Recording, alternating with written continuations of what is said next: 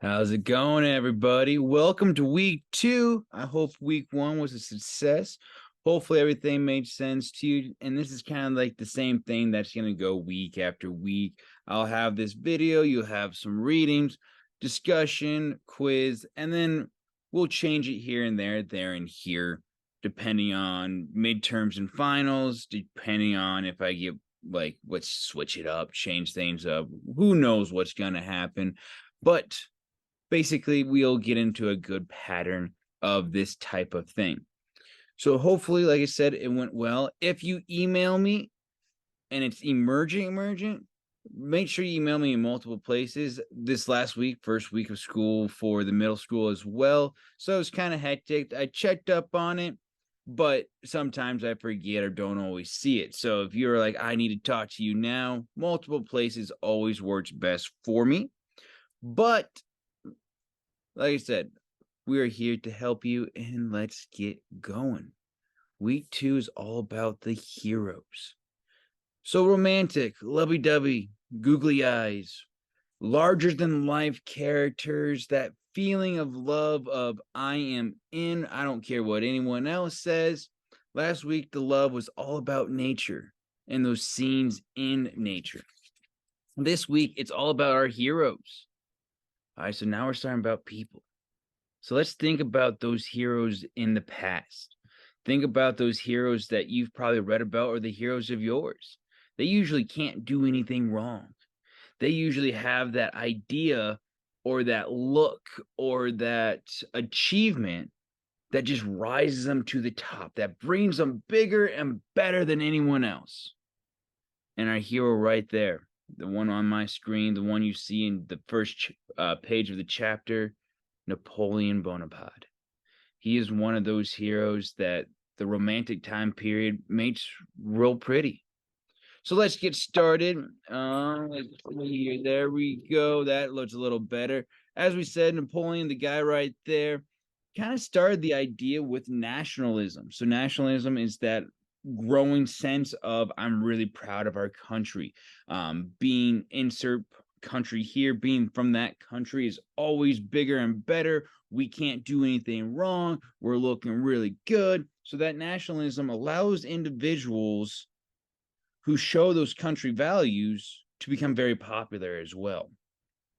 And essays, poems, works of art, songs, odes are being about those heroes. It's like in Lord of the Rings where Sam and Frodo are talking, and Sam talks about how he can't wait for the songs of the hero of Frodo and all that. And Frodo goes back, but wait, Sam, it's that, but in 1780 to 1880. So a little before J.R.R. Tolkien's time period, but he got that idea of that romantic hero. And like I said, Napoleon was that first one because France was in that Revolutionary War time period and they were freaking out. It was a very bad period, good period, so much instability, so much craziness that when Napoleon finally came in and calmed everything down, he looked real like the hero, the leader they needed. And you can see on the map here, Napoleon probably wasn't the nicest guy. Now, I haven't met him, but he was emperor, dictator. He took the power by force. Then he started to conquer everything else. All that purple was the original French, and then that pink he took more. And then you see the campaign into Russia, and then you can see that the countries that he's like, hey, align with us, or I'm going to take you over, type of thing.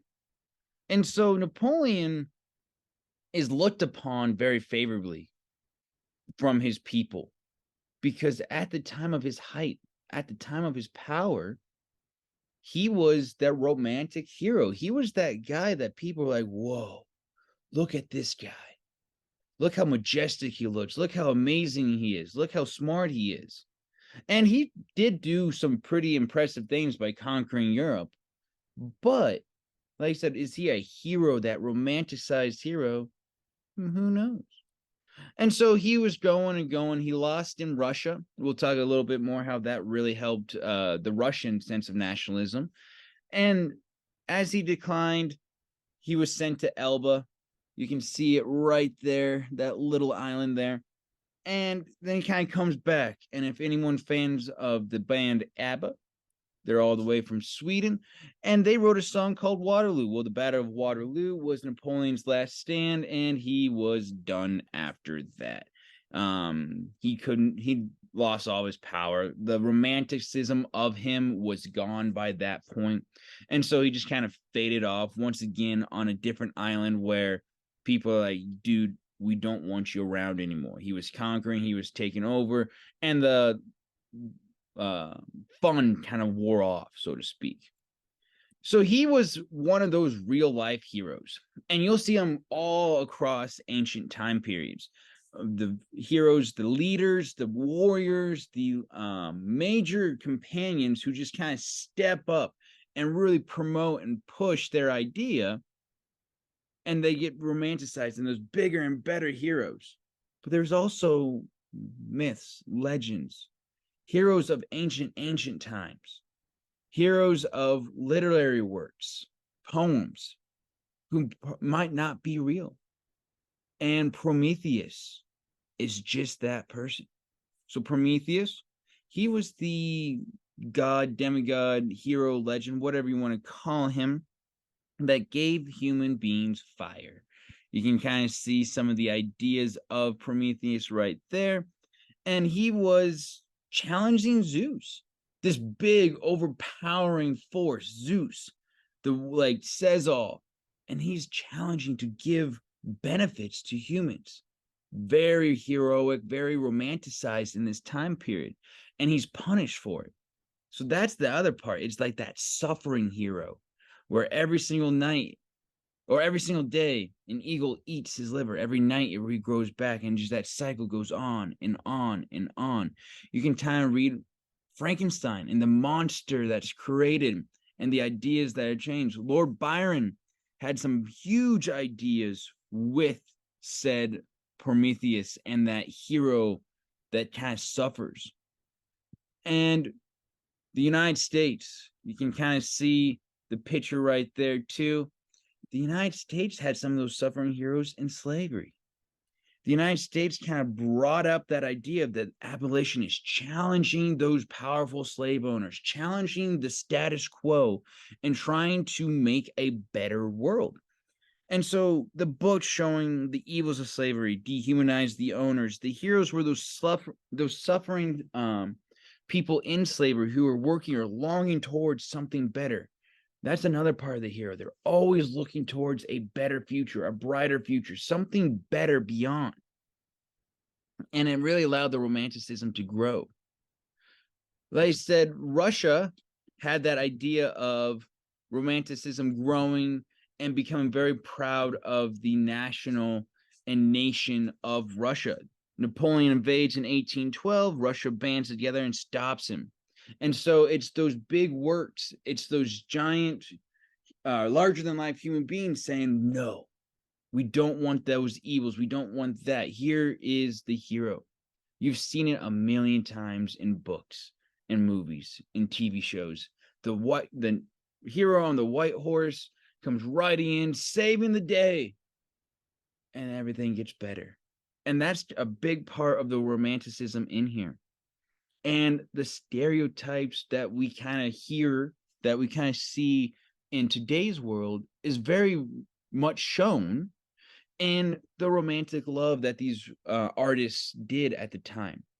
As you can see here, it's that romantic love, that all-consuming passion, that union of multiple, like, of the characters and the souls and all that stuff. And it's starting to take that line of the amazing, the benevolent hero, the person who has to rise above, the courageous person, overtaking that temptress, overtaking the destroyer, or the one who's causing that pain and suffering. So as you can see, we have reached the end of the chapter, and we're going to talk about more styles in art and music. We've talked more about the literary words in the paintings, but now it's time to talk about song next week. So hopefully you learned a little something with this video. We've got another discussion post. Pick one of those questions, Let's talk about the discussion, the responses. Make sure you're commenting on people agreeing, disagreeing, getting that idea going through, and then the quiz at the end. Discussion posts are more than the quizzes, and that's kind of why there's no time limit on the quizzes. I want the discussions to be driven, to really have that energy, that focus of yours, so I can hear what you think, what you say. So, like I said, discussion posts, the comments are trying to get us to think, to say, hey, I agree or disagree. Here's why. We're going to be very cordial and respectful on that. Remember, initial post is due Wednesday. Quiz and responses are due Sunday. So, kind of how this is going. Hopefully, you're watching this on Monday. So, Monday, sometime, I'll be grading last week's stuff. I always give you a little extra time because sports happen, life happens, things get in the way. If something major happens, let me know. That way I can help you best. But otherwise, romantic heroes, have fun.